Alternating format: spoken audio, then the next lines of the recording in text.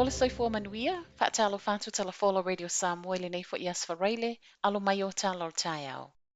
E maua lole Omicron i tua i le community, e anga isa o lava i le moli lanu mumu i totonu o le luas fulfa i le fast fulvalu i tula. O le tala manino lea mai le palemia Jacinda Ardern, a o whaatupula ia i pea cases maua i tua oi. A atoa ma cases e to alua whaamauniana reportia mai ana nafi, ma le to o tasi masalo mi o le Omicron fo i Palmerston North. Sauno Jacinda, e ta tawana o ngā so o iai nei e ta penai.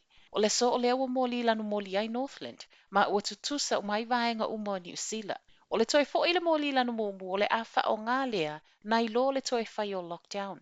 O le luas fulfa i le fast fulvalu i tula, o le ngā yoi ngā vave lea, o nei sawa tele le Omicron ma e ta tau wai o na tātou ngā yoi. I tā penanga wa toe manatu mai e fo i pale mi o le taimi le nei, ua tata wai ona whaia fuafuanga a inga ma whale whai ngā luenga, be wha a whewheo na wha anofo e sea tangata i le whale.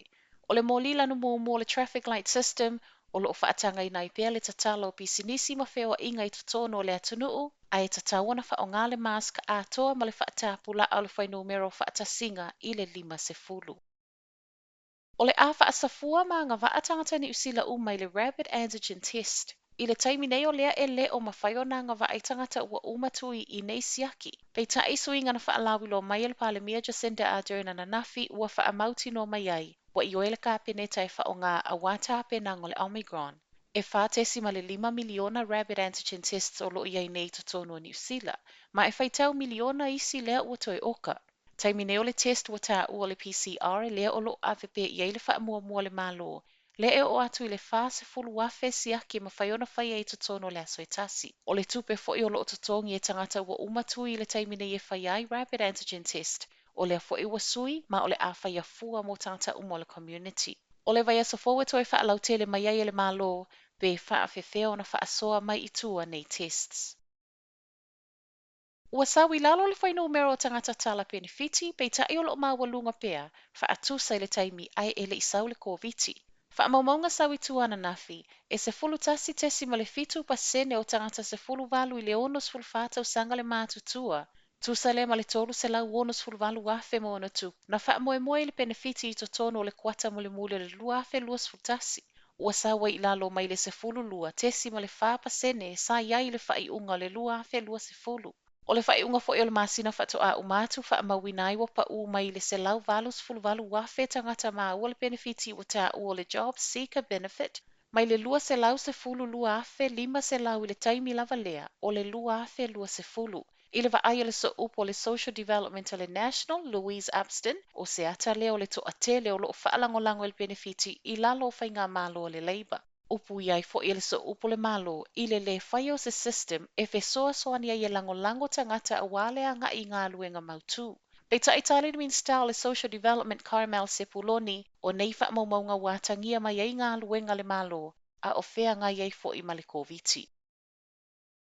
O le alu toto e nā o na iaso le matua o lona soifua, ma lona tina luas fulfitu tausanga lea na maliliu ina ua soa le train i Hamiltone. Mai so eso enga yo la ua tino maliliu o mautino mai ai e le I atoa se vaiaso le pepe, ma o loo wha au pea so eso enga po le ale mafuanga. Pei ta itala leo tauala mai le Herald, e le to iai nisi whaamtalanga sawitua. Wha atatau I le maliliu o I la ua nei. O le whaalavlave le nei na tupu le tau na nafi, ma e whaapea na maliliu ai lava I le mea na tupu ai.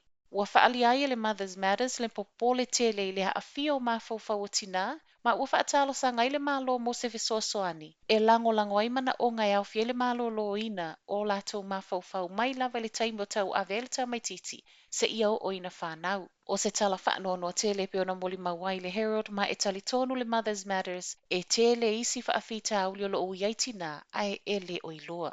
Ma tala muli, ua Taunuu manuia le vaalele le militeli ni usila I Tonga. Te lele ngā luenga na tau mawhai e toe wha mamai le runway po le awalo vaalele le malai vaalele I Tonga. Mafua mai le mafui. O le whai ngā malanga na avea iafi wha leo, whale wha amautu ai mo se taimi le tū mau, ai mai se le vaitau mafa. O le soe Taunuu ai isi whai ngā malanga le militeli ni usila. Ua wha amauti no mai ei fo I le sui al militeli e ono atu I le tolu whai ngā malanga vaalele mai ni usila Taunuu e no ko alofa I to tono le vaiaso. Ai mai le minista o le vai whafua ni usila na nai a mahuta, e le o le lei lava le tau mawhai e wheso o ta i atu i Tonga. O tala nā mo le nei tae au, manuia le nei aso.